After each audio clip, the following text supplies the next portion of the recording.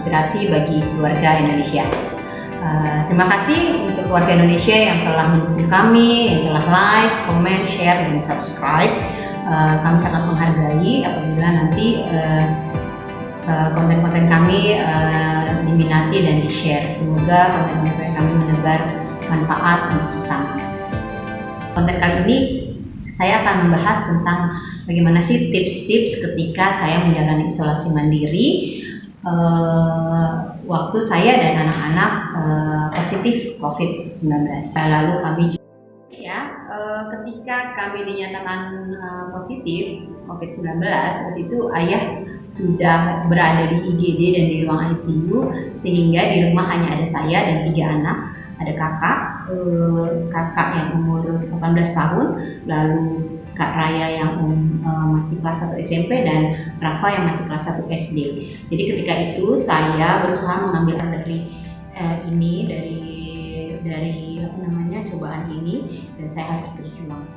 Akhirnya di sini didorong dari berbagai pertanyaan teman yang japri ke saya, akhirnya saya putuskan, oke lah, yuk kita berbagi pengalaman saya ketika isoman, bagaimana sih menjalankan protokol kesehatan yang ketat. Berdasarkan saran dari tim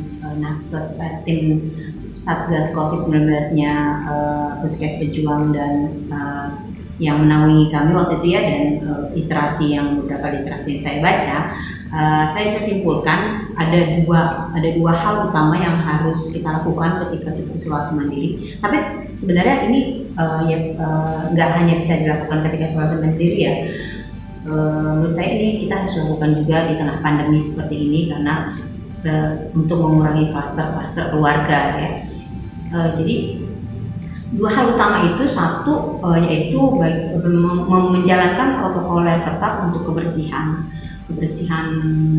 rumah, terutama kebersihan rumah, kebersihan termasuk barang-barang di rumah, lalu kebersihan badan dan kebersihan pakaian. Yang kedua adalah menjaga asupan makanan supaya imun kita tetap kuat. Nah, yang pertama ini kalau bisa dilihat di sini kameranya semua. Jadi ini sebenarnya ini nggak endorse. Insya Allah ini nggak endorse. Jadi barang-barang ini yang saya dapat nggak semuanya saya beli. Jadi banyak kerabat dan saudara, teman juga mengirimkan kepada kami, yang care kepada kami, tetangga juga mengirimkan kepada kami, dan akhirnya kami pakai gitu ya. Nah ini saya pakai ini semua bergantian, maksudnya karena banyak ya yang datang, dan ini semua bermanfaat. Jadi saya tidak endorse produk di sini ya. Jadi banyak lumayan. Oke, kita akan ulas satu-satu. Yang pertama, saya akan bahas ini masker ya, karena memang nanti ini akan selama isolasi mandiri, tapi sekarang juga selama pandemi kita harus pakai ini ya. Jadi coba ganti masker kita sama masker medis, karena masker medis lebih efektif menurut saya pemakaiannya daripada masker kain. Oke. Nah, masker medis yang waktu itu saya sempat memakai berbagai macam masker. Ini akhirnya saya menemukan ini, masker ini. Jadi ini recommended banget ya keluarga Indonesia untuk dipakai. Saya waktu itu menemukannya online. Kenapa? Satu, kalau masker-masker yang kita lihat yang agak murah ya, dia berplastik. Kalau ini nggak ada plastiknya, jadi langsung gini ya, nggak ada plastik dan nggak kaku. Kalau di masker-masker yang itu yang berplastik itu dia kaku dan kasar ininya. Ini halus ya, ini halus dan ininya juga halus. Nah ininya juga ini ya, lentur. Waktu swab pertama dan swab kedua yang dinyatakan masih positif, kami sekeluarga waktu itu nyantai-nyantai aja tuh nggak pakai masker di rumah ya. Jadi setelah swab kedua masih positif juga, akhirnya saya ngeh gitu ya, dan saya mulai mengganti pola di rumah.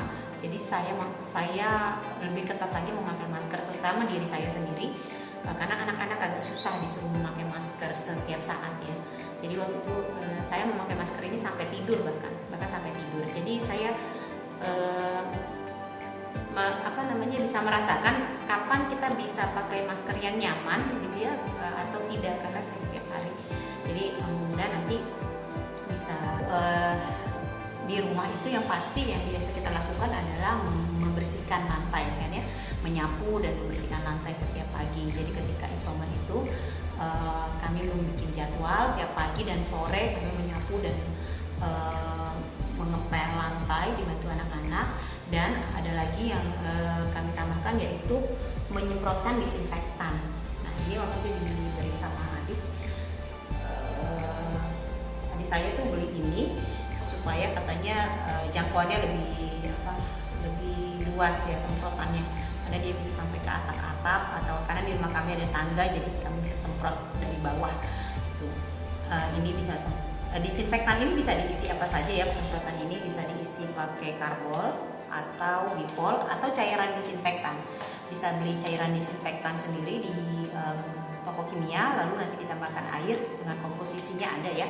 Tapi kadang saya juga pakai karbol ini, terserah mau merek apa aja karbolnya. Jadi dua, bisa untuk disinfektan dan juga bisa untuk lantai ya. Jadi waktu itu kita beli pel-pelannya yang karbol supaya lebih lebih steril gitu ya. Nah, karena waktu itu disarankan, karena kamar mandi kami itu cuma satu, maklum ya rumah sederhana, kamar mandi kami cuma satu di bawah dan itu kami pakai semua berempat. Lalu dokter menyarankan supaya setiap habis memakai kami semprot. Jadi di kamar mandi kami pakai ini yang kecil, lalu kami isi pakai itu tadi karbol, pakai karbol dengan komposisi 2 sendok makan masak 1 liter air.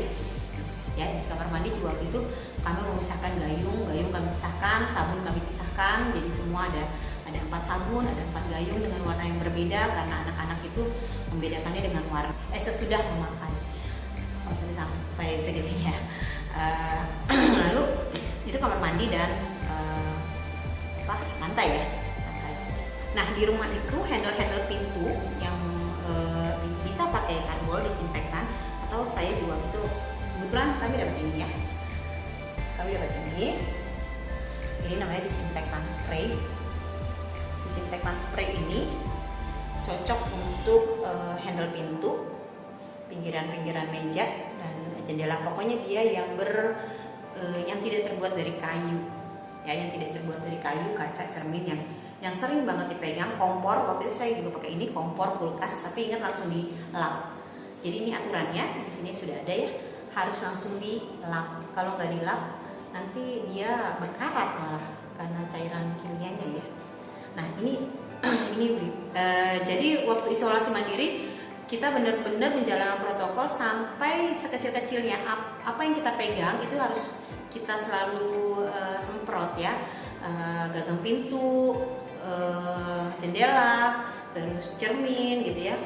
Ini yang tidak kompor, apa itu namanya, tombol kompor ya, tombol kompor juga itu pasti kita dapat. Waktu itu juga sampai untuk remote dan mainan. Sebentar ya. Oke, waktu itu ini saya beli online, namanya Proclean. Proclean ini dapat digunakan pada permukaan yang sering disentuh seperti gagang pintu, keran saya pakai ini, saklar, remote TV, mainan. Jadi waktu itu saya butuh semprotan untuk mainan anak. Jadi, karena si Dede kan suka pegang-pegang mainan ya. Jadi saya butuh buat mainan. Saya agak khawatir kalau saya pakai Nipol. Jadi saya pakai ini.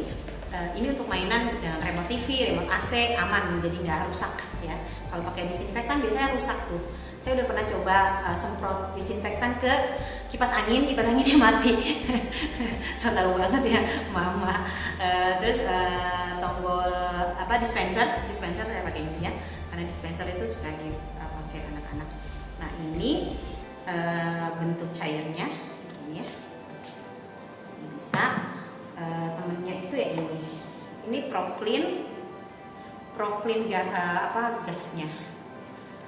Nah ini selain untuk produk-produk itu bisa juga untuk ruangan, karena ini wangi ya. Jadi ini sebenarnya untuk perabotan juga, perabotan, permukaan dapur, kamar mandi sama ya. Selain itu saya beli ini waktu itu karena dia bisa dipakai di permukaan lunak seperti sofa, matras, tirai. Waktu itu kami pakai ini buat karpet, buat tempat duduk ya. Terus jendela-jendela, karena jendela kan dipegang juga ya, tirai-tirai ini. Jadi ini bentuknya spray spray gini dan wangi ya. Ini Pro Clean juga. Oke. Nah kesini sebelumnya saya juga pakai ini banyak. Ini saya waktu itu dapat juga. Waktu itu sebelum positif COVID saya juga sudah pakai ini. Ini untuk mukena sejadah, permukaan kain, dan ini wanginya juga enak ya. Wanginya enak banget. Ini seperti ini. Enak banget buat mukena kain atau handuk, karena waktu itu kami seminggu sekali kami ganti. Jadi seminggu sekali kami ganti, tapi setiap memakai selalu pakai ini. Handuk juga saya semprotin ini ya. Handuk. Terus bantal juga saya semprotin ini juga, antara ini sama ini. Jadi setiap mau tidur pasti selalu pakai ini bantal, spray ya, selimut saya pakai ini dulu gitu ya, sebelum kita tidur. Nah selain sahaja, akhirnya waktu itu saya ketemu, akhir-akhir ini saya ketemu ini nih, mungkin ini bisa diganti ya. Ini Wings, dari Wings. Wish 24 ini ternyata dia bisa untuk semua. Ini bukan endorse ya, ini bukan endorse. Ini saya ketemu, dia bisa semua, untuk di kamar mandi, di dapur, di rumah, di kantor. Ini bisa untuk bangku, meja. Jadi dia bisa untuk semua ya. Untuk ini bisa dibaca nanti. Bisa untuk kayu, bisa untuk gagang besi. Jadi nggak terpisah-pisah ya, all in one lah ya. Setidaknya untuk clean all surface gitu tadi ya. Clean all surface. Spray and clean all surface. Ini. Nah, ini bentuk spraynya ini. Nah, ini bentuk spraynya juga disinfeksi semua permukaan dan udara. Jadi ini termasuk udara juga. Termasuk udara ya, disinfeksi jadi air disinfektan atau disinfektan udara. Nah, biasanya saya mau tidur pakai ini untuk air disinfektan. Sebelum pakai ini, saya waktu itu pakai ini. Kebetulan ini dapat ya. Kalau udah dapat ya kita pakai aja ya. Ada yang ngirimin ini air disinfektan. Jadi mau tidur karena di AC, kalau di AC misalkan ini pakai ini. Ini juga bisa buat di mobil, kalau mau pakai di mobil, di kamar mandi bisa pakai ini air disinfektan sebelum memakai. Jadi seperti ini. Ini wangi juga sama ya. Seperti pewangi ruangan ya, cuman mungkin lebih ada antibakterianya, jadi dia disinfektan jadinya, disinfektan udara. Oke. Ini karena ini merek Indomaret, bisa beli di Indomaret, bukan endorse. Jadi itu ya, sudah ada pembersih rumah yang harus membersihkan memang barang tangan. Jadi kita kan ketika isolasi mandiri sekarang juga ya, kalau sering-sering mencuci tangan seperti yang saya alami itu waktu isolasi mandiri itu saya sering banget cuci tangan dia pakai sabun pembersih tangan. Dan itu kalau untuk kulit saya ini bisa kering, melepuh gitu ya.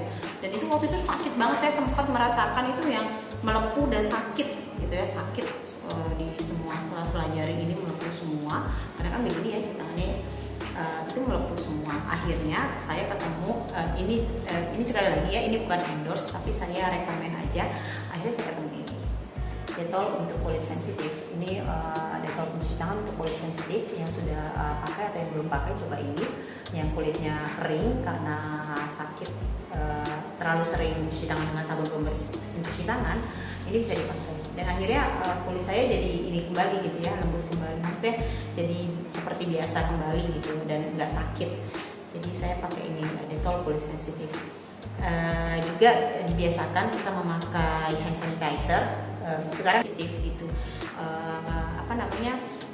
dia sangat pecah kulit yang kering gitu ya dan sakit.